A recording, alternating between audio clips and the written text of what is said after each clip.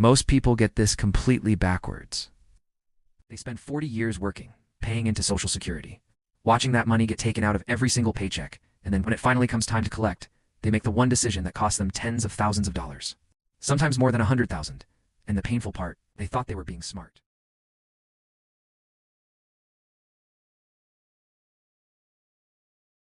Here's the thing that stops most people cold when they hear it. The age you choose to claim Social Security may matter more to your retirement than any investment you ever made. It's more than your 401k balance. It's more than whether you bought stocks or bonds or real estate. The timing of this one decision can swing your lifetime income by over $150,000, and yet most Americans make it based on nothing more than a gut feeling or what their neighbor did. So today, we are going to fix that. We are going to walk through what actually happens when you claim at 62 versus 67 versus 70. Run real numbers with real people, and by the end of this video, you will know exactly what question you should be asking, because most people are asking the wrong one entirely. If this is the kind of content that helps you build a stronger financial future, go ahead and hit that like button and subscribe. Now let's get into it. Think of your Social Security benefit like a faucet. You control when you turn it on. Turn it on early, and water starts flowing immediately, but the pressure is lower. Wait longer, and the pressure builds. Wait all the way, and when you finally turn that faucet on, the water comes out with full force. The longer you wait, the stronger the stream. Here's the twist. You don't know how long you'll be standing at that sink. You might be there for 20 years. You might only be there for 5. And that uncertainty is exactly what makes this one of the most personal financial decisions you'll ever face. The Social Security Administration uses something called your full retirement age, or a FRA. For most people watching this, that age is 67. That is when you receive 100% of the benefit you've earned based on your lifetime work record. It's the baseline. But you can claim as early as 62. The government lets you access that money 5 years before your full retirement age. Sounds great, except it isn't free. When you claim at 62, your monthly benefit is permanently reduced by approximately 30%. That reduction is not temporary. It does not reset when you hit 67. It follows you for the rest of your life. On the other end, if you delay past 67, your benefit grows by 8% for every year you wait, up until age 70. After 70, there's no additional credit. So the window is 62 to 70, and within that window, your benefit can nearly double. Let me give you real numbers. Say your full retirement age benefit is $2,000 per month. Claim at 62, and that drops to about $1,400. Wait until 70, and that same benefit becomes approximately $2,480 per month. The difference between claiming at 62 versus 70 is $1,080 every single month. That's almost $13,000 per year for the rest of your life. And once it's set permanently. Now you're probably thinking, well, then shouldn't everyone just wait until 70? Not so fast. This is where most conversations about Social Security go wrong. They turn into a math problem and forget that you're not a spreadsheet. You're a person with a life, a health history, a family, and a financial reality that is completely unique to you. Let me introduce you to 2 people, both 62 years old, both with an ARA benefit of $2,000 per month. Same numbers, completely different lives. Robert is a retired electrician. 35 years of physical work, his knees are shot, his back is worse. Has about $80,000 saved. He rents his apartment, and his doctor's last visit was not encouraging. His biggest concern is covering his bills right now. Linda is a retired software engineer. Yes!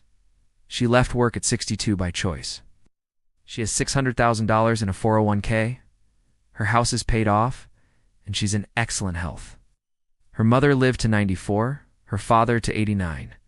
Her doctor says she has the health markers of someone a decade younger. Same benefit, same age.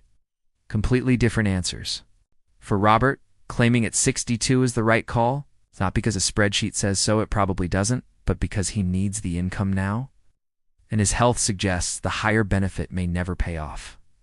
That faucet needs to be on. For Linda, claiming at 62 would be a costly mistake.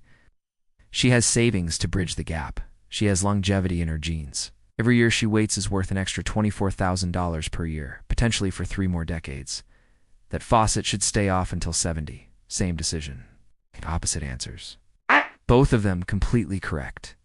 Now here's the concept that most people miss entirely. It's called the break-even point, the age at which the higher benefit from waiting finally overtakes.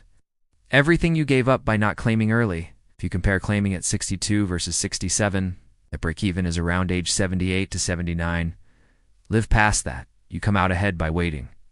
Die before it, early claiming wins. Comparing 62 versus 70, the break-even shifts to roughly age 80 to 82. The average American man who reaches 62 can expect to live to about 82. The average woman to about 85. Statistically, waiting pays off for most people, but you are not the average. You know your health, you know your family history, you know whether you smoke, whether you've had serious health events, whether you've been told something that changes the math. Your break-even is personal. And there's one more thing most people overlook. If you're married, this decision is not just about you. When you die, your surviving spouse can step up to your Social Security benefit if it's larger than their own. That's the survivor benefit. If you claimed early at a reduced rate, that reduced rate is what your spouse inherits potentially for decades. If you waited and built up the maximum benefit, that maximum is what carries your spouse forward.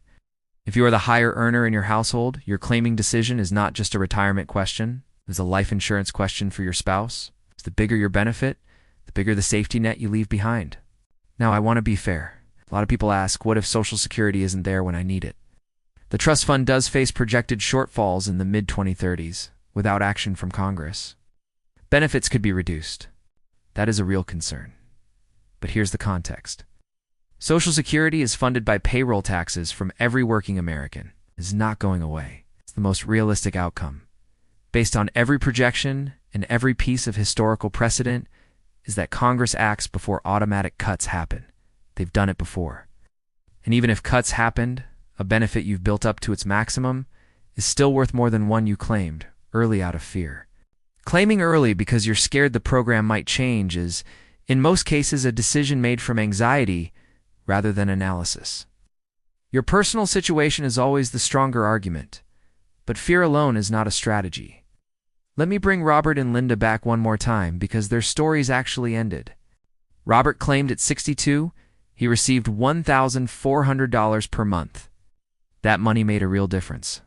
He wasn't stressed about rent, wasn't skipping medications. He lived a comfortable, modest retirement.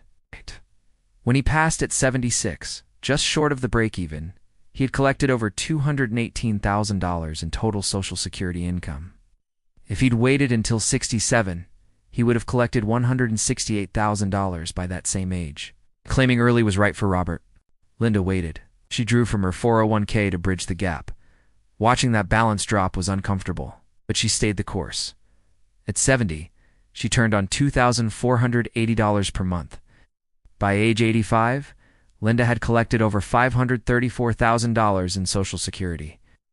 If she had claimed at 62, she would have collected $352,000. The difference was more than $180,000. And she's still healthy. She may have a decade more. 2 decisions. 2 completely different lives. Both right. Now here's the question most people think they should be asking. They ask, what age should I claim Social Security? So that is the wrong question. The right question is, what does my retirement income need to look like? When does it need to start? How long does it need to last? What role does Social Security play in that bigger picture? When you ask it that way, the answer becomes yours, not a generic recommendation. Not what your neighbor did, not what you heard on the radio. Yours. Here is how to actually think it through. First, look at your health honestly. Not optimistically, not pessimistically, honestly. Serious chronic conditions concerning family history, major health events, these weaken the case for waiting, strong health and long-lived family members. These make the math strongly favor patience. Second, assess your income gap. If you retire before 70, what covers your bills? You have retirement savings to draw from? A pension? A working spouse? If you have a bridge, waiting becomes possible. If you don't, claiming earlier may simply be a necessity, and that is not a failure. That is reality. Third, consider your spouse. If you're the higher earner, treat this decision as a life insurance question. The bigger your benefit, the bigger the safety net your spouse carries into their 80s and 90s. There is a concept in behavioral economics called present bias. It's our tendency to overvalue what we can have right now versus what we can have in the future. It's why people eat the cookie instead of staying healthy. And it's exactly why most people claim Social Security at 62 the moment they become eligible. The money is right there. It feels real. The cost of permanently reduced benefit feels abstract. But in retirement, the stakes are permanent.